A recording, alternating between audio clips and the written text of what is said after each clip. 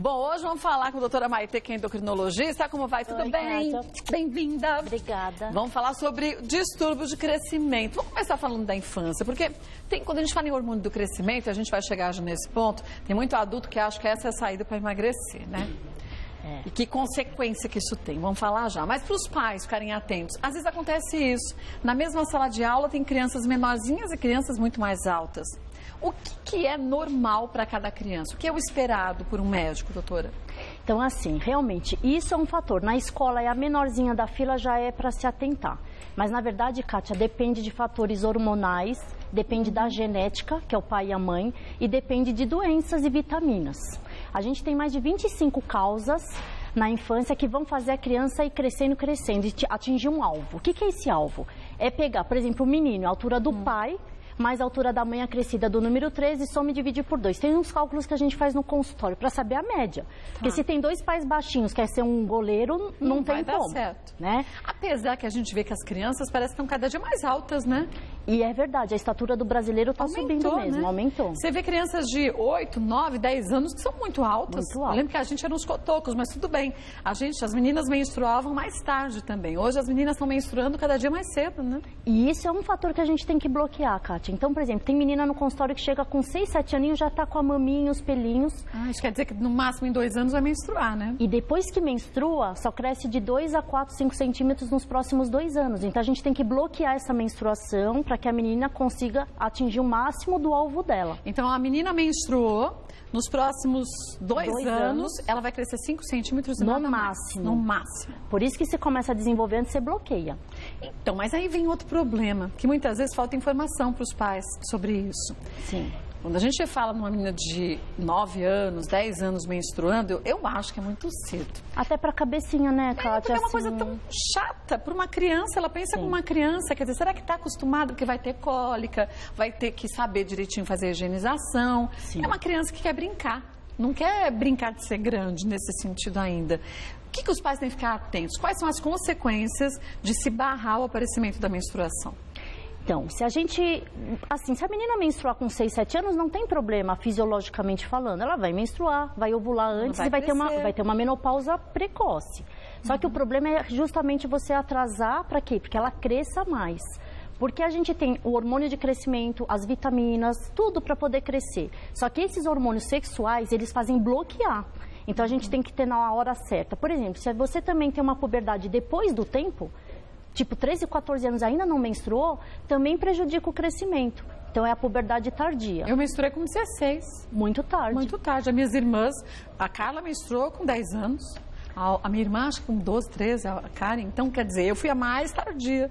Às vezes, por causa disso, você não cresceu todos os centímetros que poderiam, né? E na verdade, Kátia, assim, o que mãe e pai tem que prestar atenção? Se você perdeu o centímetro, você não recupera. Então, isso que é importante saber, que tem que dosar todas as vitaminas para o osso poder crescer. Por exemplo, o hipotiroidismo não cresce direito. Cortisol também atrasa o crescimento das crianças. E o cortisol vem do estresse. E tem muita criança que tem uma agenda tão cheia que parece um adulto, não consegue brincar. Não é verdade? E se a mãe não pega dentro, por exemplo, chega comigo 16, 17 anos, Kátia, não tem mais muito o que fazer. Né? Então, estar atento. Quando que começa o hormônio de crescimento?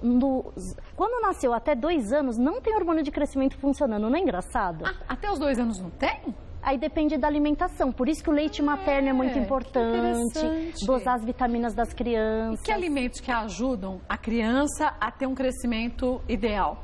O osso está tendo estímulo para crescer. O que o osso precisa? Ferro, zinco, cálcio e vitamina D. Então, de onde vem o ferro? Do feijão, da carninha vermelha, da beterraba, do suco de laranja, do cálcio, do leite e dos derivados. Então, a criança tem intolerância à lactose, então vamos para um iogurte que não tenha tanto, um leite de soja. Então, a gente tem que também pesquisar. Por exemplo, tem crianças que se alimentam até bem, mas não estão crescendo direito. Às vezes ela tem uma intolerância à lactose, a glúten. Então a mãe está achando que a criança está comendo e realmente está na frente da mãe, mas ela não está absorvendo. Quer dizer, você está colocando os nutrientes para dentro do corpo, mas não tem como esse corpo absorver e transformar de uma forma positiva esse nutriente, né? Então criancinha que tem o abdômen distende, sabe? Inchadinho, né? Ou que tem diarreia várias vezes, ou sai um pouquinho de sangue. Então isso são fatores. Ou assim, quando as fezes vêm muito gordurosa. Então, tem doenças do pâncreas que não produzem enzimas para triturar o alimento para ser absorvido. E aí, se você sabe que tem alguém na família que tem intolerância a glúten, a lactose, tem que ficar mais atento ainda, né? Ou então, tem intolerância a outros alimentos, que uma família intolerante, a gente fala alergia popularmente, né?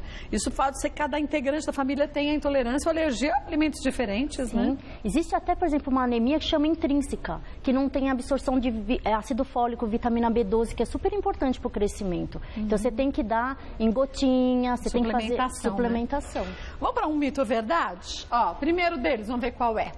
Fatores emocionais durante a gestação podem contribuir para o distúrbio do crescimento. Verdade. Verdade? Engraçado, né? Mas a mulher, quando fica nervosa, que não quer tá grávida, não fica atrasando mais ainda a menstruação. Isso é verdade. Porque esses fatores emocionais de estresse, não sei o que, eles bloqueiam vários hormônios. A cabeça da gente é o nosso bem e o nosso mal, né? Então, a mulher que ou está estressada por algum motivo, ou não queria ter esse filho, são fatores... E falta de vitamina também. Por isso que a mãe tem que engordar de 7 a 9 quilos durante a gestação, mas com vitaminas. E não ficar comendo pão, comer coisa que não tem nutrientes. Cheeseburger, né? E nem pensar que tem que comer por 2, porque agora está grávida, né? Outra coisa é tireoide, Kátia. Quem tem hipotireoidismo, a mãe, esse hormônio tem que ir pela placenta para o nenenzinho. Então é comum a gente até aumentar a dose nos primeiros 3 meses de gestação para conseguir cobrir os dois. Que interessante, não sabia não. Olha, vamos para mais um mito e verdade? O hormônio do crescimento atua apenas durante a infância.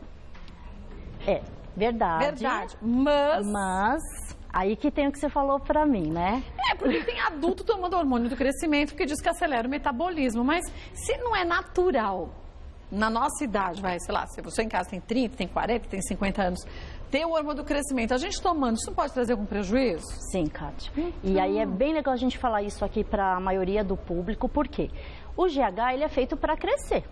Quando fechou a cartilagem hipofisária, que a menininha, a gente vê pela idade óssea das crianças. Até eu falo, ó, tá liberado para academia, mãe, menino com 17, 18 ou 21, não sei, depende da idade. Porque tem mãe que tem medo, posso levar para musculação? Isso é uma pergunta muito comum. Depende se fechou a cartilagem óssea. Quer dizer, você faz um raio-x da mãozinha e você vê o espaço para saber se vai crescer muito ou se já cresceu o suficiente, né? Se fechou, não vai estar mais atuando o hormônio do crescimento. E aí a gente tem um pico nessa fase, depois ele cai e ele estabiliza, tá? Existem algumas pessoas usando GH para medicina do esporte. Eu faço medicina do esporte, mas, por exemplo, GH é um hormônio que eu não uso. Por quê?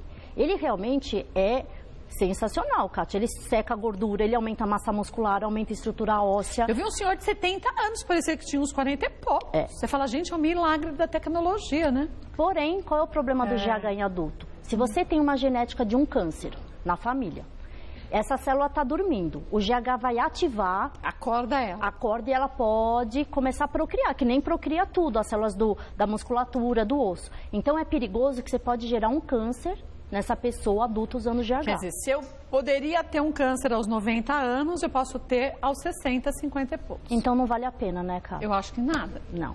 A gente pode usar GH aqui no Brasil em 3 situações. Quais? Em déficit do hormônio do crescimento. Então, lá no consultório, a gente faz a dosagem dessas crianças. Se tiver abaixo, aí tá autorizado e é caríssimo. Tem tratamento por mês, Kátia, de 4 a 10 mil reais.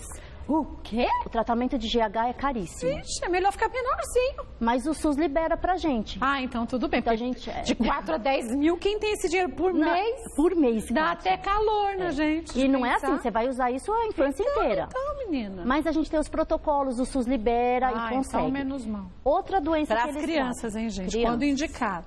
Quem adulto que usa GH gasta muito dinheiro, viu, Kátia? Tô vendo, eu achei que fosse o quê? 500 reais, 300 reais, que eu já achei demais.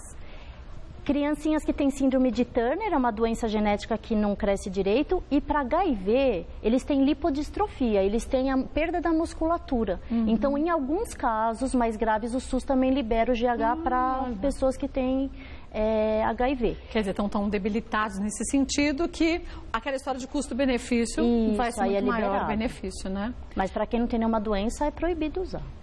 E nem tente, viu, gente? Fala assim, tá bom, é proibido, mas eu acho... O problema é o seguinte, não é o você encontrar ou não encontrar o hormônio do crescimento. É o que vai causar a tua saúde depois. Sim. E não vale qualquer coisa pra você ficar bonito, né? Vamos falar a verdade? A gente tem outros meios para conseguir a mesma coisa do GH. Tem outras substâncias muito legais, que você seca a gordura, que você... Atividade física, tudo junto, que você consegue o mesmo resultado, né? Sem esses malefícios todos do hormônio do crescimento usado na fase adulta. Deixa eu te perguntar uma coisa, doutora Maitê. A gente às vezes vê, e a gente estava falando de crianças que fazem atividade física, que tem uma agenda lotada, mas o ideal seria que tivesse uma vida de criança. A atividade física é importante, mas e ginástica olímpica? Porque a gente vê, às vezes, as ginastas, tudo miudinho, tudo toquinho e tudo troncudinha, tudo fortinha, ou então judô. Essas são atividades que não deixam a criança crescer muito, ou isso é um mito? Prejudicam o fechamento dessa cartilagem. Prejudica mesmo? Então, musculação, que você pega muito peso... Porque você força essa cartilagem a fechar antes do tempo. E ginástica olímpica tem muita barra, tem muito que você também fecha a cartilagem, né? Então tem que ficar atento também em relação a isso, né? Então tem que ser mais atividades aeróbicas, futebol, basquete, alongamento, balé para menina é super bom porque tem alongamento, mas os piores são musculação e ginástica olímpica. E a musculação, tudo bem, os pais ficam mais atentos. Agora, a ginástica olímpica, você fala assim, não, é ótimo, porque socializa a criança também, estimula a trabalhar em grupo, isso é verdade. Mas é uma atividade muito intensa muscular, né? Então, se é uma brincadeira, uma coisa que não é de atleta, é uma coisa, mas... Quando geralmente atleta, eles ficam 4 a 6 horas treinando o cardio. Daí para mais, é muita coisa, né? Para uma criança de, 7, 8 anos, às vezes, né? E natação é ótimo. Mexe com toda a musculatura, alonga a criança. Então, um dos melhores esportes, tanto para menino e menina, é a natação. Isso sempre, né? Sempre. Até a terceira idade, não, né? Nunca... Não tem lesão muscular, não tem atrito. Não tem sobrecarga, né? É muito bom. Olha, vamos lembrar o seguinte também, que é importante sempre, né? Percebeu que teu filho não está crescendo direitinho, você leva ele no pediatra e tem aquela curva de crescimento na primeira infância, mas depois dificilmente as mães levam os filhos. A Kátia já sabe tudo, né? Meu filho, mas já tem 27, né? Já passei da curva do crescimento faz tempo. Mas... Você ficava preocupada, Kátia? Não, eu levava todo mês, até ele completar, os meninos completarem 1 ano, eu levava todo mês no pediatra. Olha. Marcava um dia fixo e levava. E se eles não queriam comer as coisas que você fazia com eles? Eles comiam, eu falava que é xirubil. Aí falava, mãe, o que é isso? É xirubil. Xirubil era tudo, então batia. Que é isso?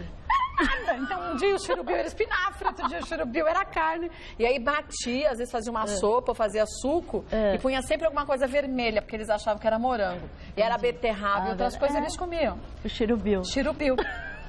Então, você fala assim, não pode enganar. Tem coisa que você explica e a criança não quer, você sabe que é importante comer. Então, tem que ficar atento e tem que comer direitinho, né? Muito não tem como. E aí eu acho que vem também da persistência das mães, né? Sim. A gente está muito enlatado hoje em dia para criança, eu acho um pecado, isso cheio de conservantes. E tem que insistir, eles não vão gostar. Pro paladar, às vezes uma verdura escura, amarga, é ruim mesmo. Nem a gente às vezes gosta tanto, entendeu? Olha, ou então nunca provou, porque acha que tem um sabor diferente. Então, aí que eu acho que é interessante a gente oferecer de formas distintas até que a criança, de fato, veja se gosta ou se não gosta, né? E quando não tá gostando, você vai misturar, como a Kátia fez... O xirubil. O xirubil. Ou você dá o nome que você quiser, não tem jeito. Bom, chega uma certa fase que já não adianta muito, mas eles já criaram novos hábitos, isso é importante, né? Vou passar para vocês o site da doutora Maitê, querendo informações sobre o distúrbio do crescimento e outras matérias também. Pode ser sábio, que é de fácil entendimento, não é para médico, não. A linguagem é para gente leigo. www.doutoramaiteendócrino, Maitê é com T-H-E, tá? Maitê Endócrino, tudo junto, .com.br. Doutora Maitê volta a mulheres, mas olha, qualquer dúvida que você tenha, conversa com o pediatra, vá a um endócrino, mas não deixe passar essa oportunidade de saber sobre saúde e cuidar da saúde do filho e da família toda de uma vez, né, doutora? Obrigada mais uma vez, viu? Boa tarde pra você. Viu? Só você que pensou em um dia tomar aquelas coisas aradas todas, viu? Faz essas loucuras não, viu? Vai no médico tudo certinho.